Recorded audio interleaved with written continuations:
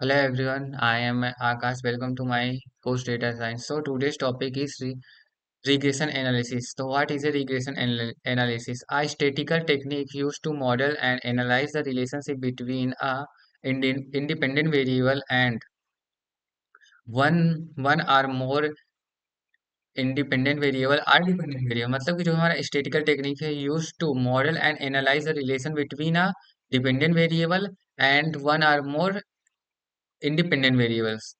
Independent independent variables. Regression models helps predict continuous outcomes and probabilities. जो हमारा जो भी ये रिग्रेशन मॉडल है वो हमें प्रिडिक्ट करता है कंटिन्यूस आउटकम्स एंड और जो भी हमारी उसकी प्रोबेबिलिटीज है उसे प्रिडिक्ट करने के लिए यूज किया जाता है। Second is logistic regression over मतलब लॉजिस्टिक रिग्रेशन इसमें होता क्या है? A classification algorithm used to predict the probability of a binary outcome। ये हमारा सेकंड टाइप है जो कि first is what is a regression. अब रिग्रेशन में ही ये एक सब टॉपिक होता है कि what is a logistic regression. तो uh what is a logistic regression, तो a classification algorithm used to predict the probability of a binary outcomes। तो ये एक एल्गोरिथम होती है जो कि प्रिडिक्ट करती है प्रोबेबिलिटी की बाइनरी जो भी हमारी बाइनरी आउटकम्स है उसे प्रिडिक्ट करता है in a form of probability. The outcome is modelled as a function of the independent variable using the logistic function. ये जो भी हमारा मॉडल फंक्शन है उसे independent variable using logistic function के द्वारा परफॉर्म करता है। फॉर्मूला फॉर लॉजिस्टिक रिग्रेशन, ये हमारे लॉजिस्टिक रिग्रेशन का फॉर्मूला है। Types of equation here use मतलब किन किन टाइप्स ऑफ केसेस में हम इस लॉजिस्टिक रिग्रेशन का यूज करते हैं। फर्स्ट तो हम जो भी हमारे ईमेल्स है उसमें स्पैम को डिटेक्ट करने के लिए यूज किया जाता है। सेकंड इज कस्टमर का डेटा कस्टमर्स विल इन को कॉर्न को प्रिडिक्ट करने के लिए यूज किया जाता है। स्टेप टू परफॉर्म लॉजिस्टिक मतलब जो भी हमारी लॉजिस्टिक रिग्रेशन है उसे हम पाइथन में कैसे परफॉर्म करें, यूजिंग पाइथन कैसे परफॉर्म करेंगे। उसके लिए हमें first import necessary libraries such as pandas SQL and matplotlib libraries को हमें इंपोर्ट करना पड़ेगा। Second, load and process the data. Second process में हमें जो भी हमारा डेटा उसे प्रिपेयर करना पड़ेगा, मिसिंग वैल्यूज को फाइंड करना पड़ेगा, एनकोडेड कैटेगरीज वेरिएबल्स को हैंडल करना पड़ेगा।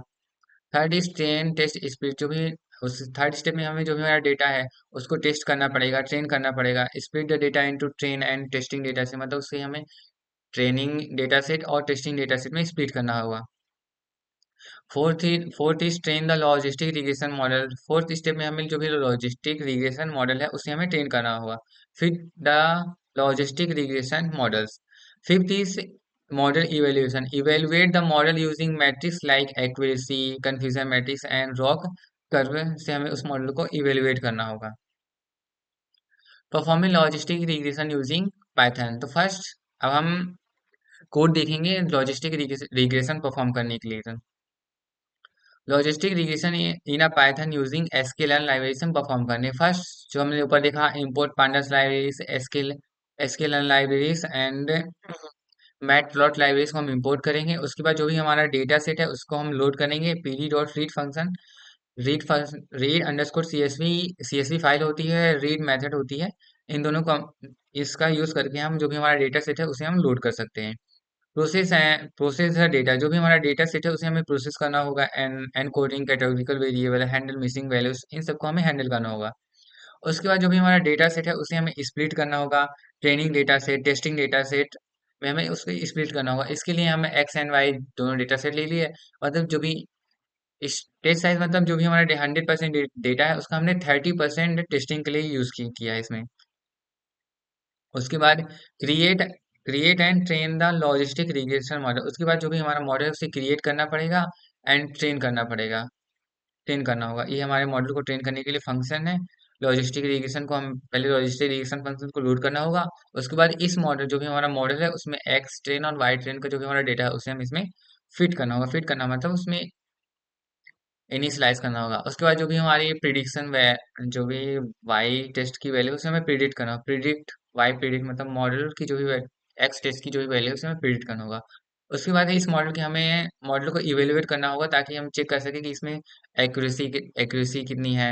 कंफ्यूजन मैट्रिक्स एक्यूरेसी चेक करेंगे। फिर उसके बाद इसमें कंफ्यूजन मैट्रिक्स को प्रिंट करेंगे। कंफ्यूजन मैट्रिक्स के लिए बाई टेस्ट और बाई प्रिडिक्ट मतलब इन जो भी हमने टेस्ट किया है जो भी हमारे प्रिडिक्ट वाले उसके बीच में डिफरेंस कितना आ रहा है ये कंफ्यूजन मैट्रिक्स से पता चलेगा। और इसमें एक्यूरेसी में भी वही कर रहे हैं कि जो हमारे वाई टेस्ट जो हमने वाई टेस्ट की वैल्यू फाइंड की और जो हमने वाई टेस्ट की प्रिडिक्ट वैल्यू जो हमने पहले से प्रिडिक्ट की उनके बीच में डिफरेंस कितना आ रहा है।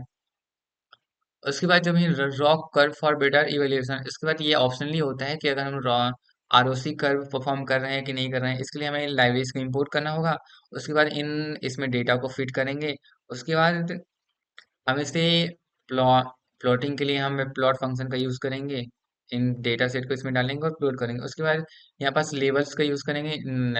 जो भी हमारा ग्राफ है उसको नेमिंग करने के लिए मतलब ऊपर का नेम नेम क्या होगा एक्स एक्स एक्स एक्सिस का नेम क्या होगा वाई एक्सिस का नेम क्या होगा और होल ग्राफ का टाइटल क्या होगा उसके लिए हम इन सारे फंक्शंस का यूज़ करेंगे। अब यहाँ पास एक्सप्लेनेशन है अपने जो भी हमने परफॉर्म किया है स्टेप्स ऊपर। तो एक्यूरेसी क्या है तो percentage of the correctly predict instance. Percent accuracy मतलब जो भी हमारी परसेंटेज है करेक्टली प्रिडिक्शन इंस्टेंस को हमारी एक्यूरेसी होती है।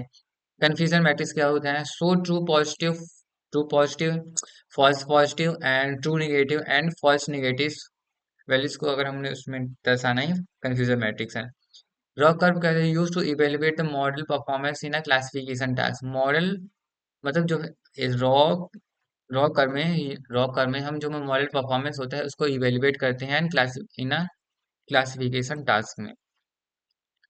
अब सेकंड इज रिग्रेशन मॉडलिंग में Poisson regression. What is a Poisson regression क्या होता है तो are regression model use to predict count data are rare data. मतलब ये जो मॉडल होता है वो काउंट डेटा पे यूज होता है तो रेट डेटा पे यूज होता है। assume the dependent variable follow a Poisson distribution like used a model count data set। मतलब ये जो भी डिपेंडेंट वेरिएबल है फॉलो द पॉइजन। इसमें जो भी हमारे डिपेंडेंट वेरिएबल्स होते हैं वो पॉइजन डिस्ट्रीब्यूशन का यूज किया जाता है। The model can be used when the response variable represented the number of items and events occur a fixed interval. जो भी हमारा वेरिएबल है अगर वो रिप्रेजेंट किया जाता है कि in a fix number of times से ऑकर होता है कि फिक्स नंबर ऑफ इंटरवल तब हम इस मॉडल का यूज करते हैं।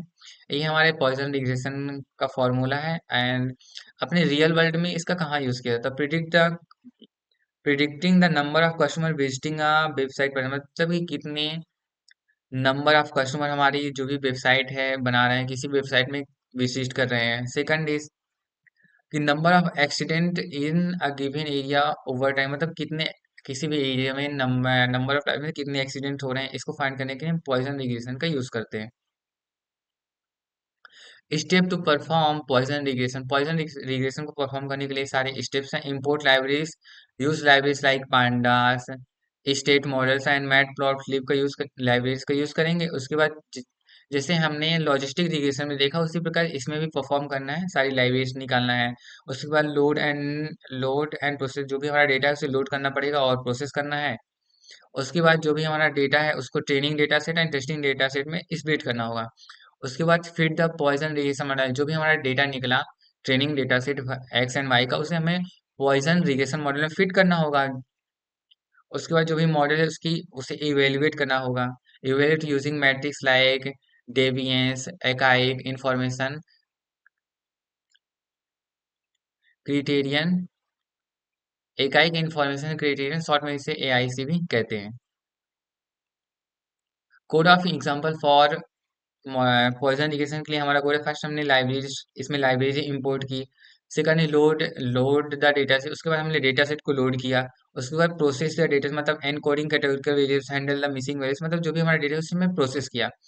उसके बाद हमने add constant the feature of intercept मतलब जो भी हमारा कांस्टेंट फीचर उसे हमने इंटरसेप्ट किया। इंटरसेप्ट फाइंड किया, इंटरसेप्ट निकाला। उसके बाद जो भी हमारा डेटा सेट, उसमें training data set and testing data set में स्प्लिट किया। इसमें भी वही, जो भी हमारा डेटा एक्स एंड वाई हमारा ट्रेनिंग डेटा सेट है, उसमें testing data set test size कितनी है 30%। जो भी हमारा 100% डेटा है उसका हमने 30% टेस्टिंग के लिए यूज किया है। उसके बाद फिर द पॉइजन रिएक्शन हमारा इस, जो भी हमारे एक्स वाई ट्रेन और एक्स ट्रेन की जो भी वैल्यू है, हमने उसके अपने जो रिग्रेशन मॉडल है उसमें फिट कर दिया। गेट द मॉडल समरी, इससे जो भी हम इसके बाद जो भी हमारी मॉडल समरी आ रही है कि मॉडल समरी निकालने के लिए हम निकालें मॉडल डॉट समरी फंक्शन का यूज कर लेंगे।